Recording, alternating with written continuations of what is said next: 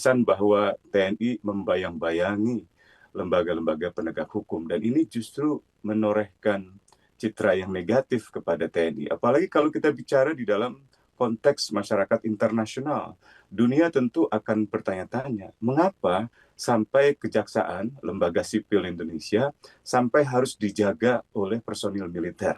Itu hal yang tidak normal, kecuali di negara-negara junta militer, misalnya di Myanmar, atau misalnya di Thailand pasca kudeta militer, atau misalnya di Mesir pasca kudeta militer setelah dipimpin oleh jenderal, misalnya LCC. Jadi saya kira kami berharap sekali bahwa pengerahan personil TNI hanya untuk urusan-urusan pertahanan. Tentu saja ada urusan-urusan di luar perang, tetapi bukan juga urusan untuk memberikan pengamanan perlindungan kepada institusi kejaksaan. Bukankah Oke. itu peran polisi misalnya? Di mana peran Nah, polisi sebenarnya? Bung Usman, kalau misalnya Kadis Penat bilang bahwa ini adalah kerjasama rutin TNI dan Kejaksaan, begitu pula dengan pihak Kejaksaan Agung bilang ini adalah kerjasama begitu antara TNI dan Kejaksaan, kontekstual atau tidak sih kalau bicara soal pengamanan?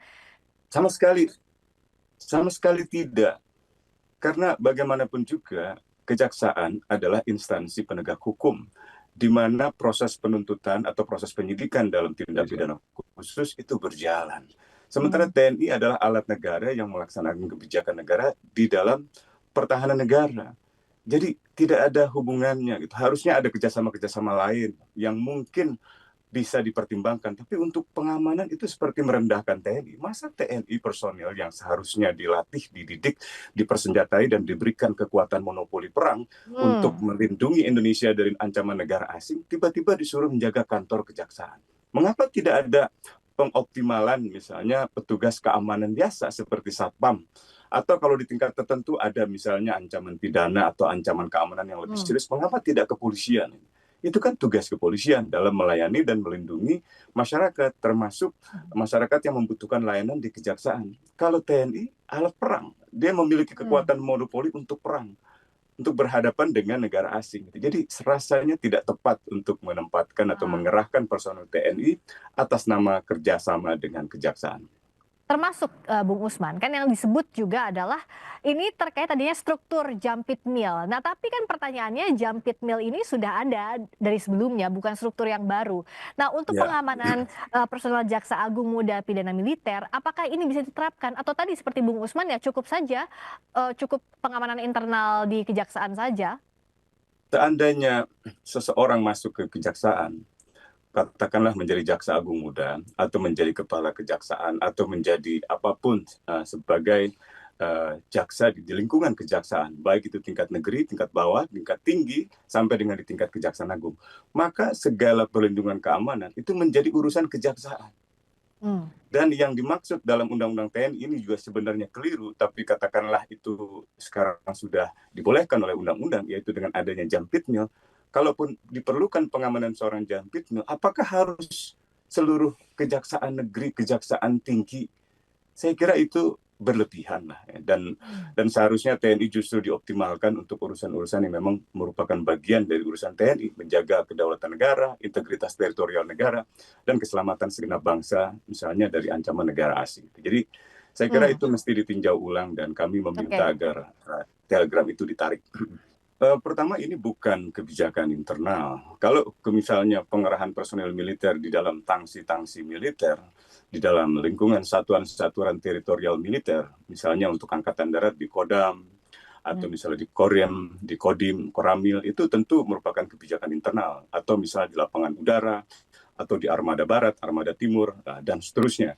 Tapi kalau sudah masuk ke ranah publik seperti misalnya kejaksaan, maka itu bukan lagi kebijakan internal. Dan karena itu pengerahan personil semacam ini tidak bisa begitu saja dilakukan oleh Panglima.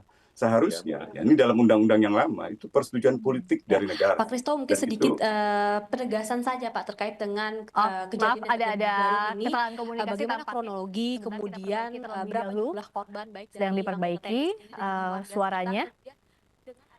Sebelum kita kembali lagi ke Bung Usman dan juga Bung Dave, oke? Sekarang saya kembali lagi, Bung Usman sudah bisa dengar suara saya ya sekarang? Sudah. Oke, siap. Silakan dilanjutkan. Ya, Mas. jadi tadi saya katakan ini tidak bisa dilihat sebagai kebijakan internal karena bukan pengerahan personil di lingkungan satuan-satuan teritorial militer, Ya, bukan di Kodam, Korem, Kodim dan seterusnya, bukan Koramil dan juga sebagainya. di Lanut, lapangan udara atau di Armabar, Armatim di dalam lingkungan Ya, militer. Ini pengerahan personil ke lingkungan publik di dalam institusi publik, institusi umum seperti kejaksaan yang melayani masyarakat dalam konteks misalnya pengaduan atau pelaporan tentang kasus pelanggaran HAM berat atau kasus-kasus misalnya tindak pidana khusus lainnya seperti korupsi. Jadi itu tidak tepat sama sekali gitu. Dan yang ya, kedua adalah mekanisme pengerahan personilnya. Dalam Undang-Undang TNI yang lama, setiap mekanisme pengerahan personil TNI harus merupakan keputusan politik negara. Artinya ada keputusan pemerintah yang disetujui oleh DPR, misalnya dalam bentuk undang-undang. Tetapi dalam undang-undang yang baru memang dimungkinkan lewat peraturan pemerintah. Tapi itu tetap akan memerlukan misalnya ketersediaan anggaran, masa waktu operasi atau masa waktu pengerahan personil. Dan itu seharusnya dikonsultasikan kepada DPR. Dengan demikian, maka setiap pengerahan personil TNI berada dalam kontrol sipil, berada dalam kontrol misalnya pemerintah dan DPR. Itu yang sebenarnya kami harapkan. Dan kami berharap dalam sidang DPR berikutnya, Komisi 1 bisa menanyakan apa urgensinya, apa signifikansinya dari pengerahan personal tersebut. Kalau memang untuk pengamanan Jampitmil, mengapa begitu banyak? Mengapa harus sampai ke Kejaksaan Tinggi?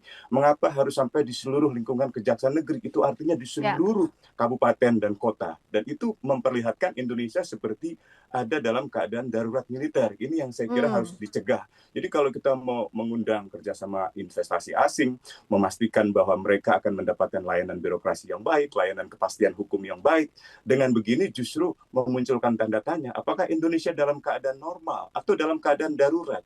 Jadi ini yang saya kira harusnya disikapi secara hati-hati di dalam proses pengambilan keputusan. Ya tentu Panglima adalah posisi yang paling tepat misalnya untuk menarik hal ini. Tapi yang kedua bisa saja Panglima berdasarkan pertimbangan dari Kementerian Pertahanan. Sebab misalnya Menteri Pertahanan dan Panglima sekarang ini dalam Undang-Undang TNI yang baru, hubungannya bersifat koordinatif, bukan bersifat hierarki. Dalam negara-negara demokrasi yang mapan, Menteri Pertahananlah yang paling berwenang untuk mengerahkan dan menarik pengerahan pasukan militer, bukan Panglimanya. Panglima hanya bersifat membina saja, mengelola atau menggunakan. Jadi the use of force itu ada di dalam Panglima, tapi the deployment of force itu ada di Menteri Pertahanan. Tapi dalam kasus Indonesia, ini memang bersifat koordinatif antara Panglima dengan misalnya Menteri Pertahanan. Tapi yang paling berwenang seperti tadi Pak Dev katakan, ya Panglima tertingginya Presiden. Dan setiap kali ada pengerahan personil militer oleh Presiden, sebenarnya harus mendapat persetujuan politik dari DPR.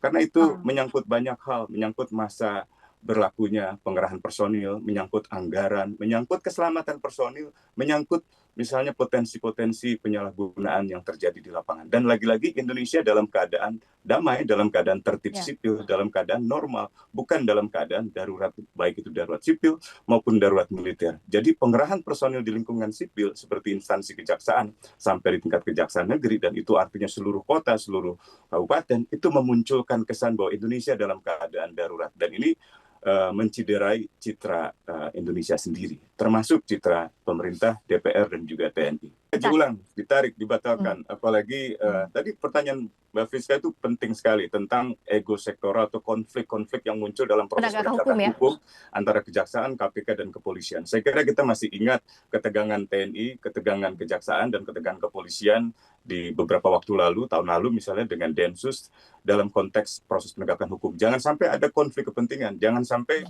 ada kasus-kasus misalnya kasus korupsi yang melibatkan petinggi militer diusut oleh kejaksaan, tetapi justru akhirnya tidak berjalan dengan baik. Atau sebaliknya, ketika kejaksaan mendapatkan proses hukum, melaksanakan proses hukum di kejaksaan, ada gangguan dari misalnya polisi, lalu memerlukan pengamanan dari militer, itu akan menimbulkan bentrokan atau gesekan institusional yang sangat serius. Dan akibatnya TNI malah ngurusin hal-hal yang domestik, bukan ngurusin hal-hal yang bersifat ancaman eksternal.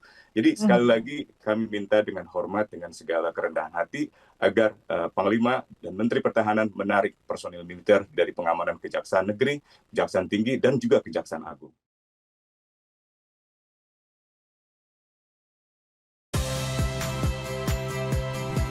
Saya Audrey Chandra. Saksikan program-program Kompas TV melalui siaran digital, pay TV, dan media streaming lainnya. Kompas TV, independen, terpercaya,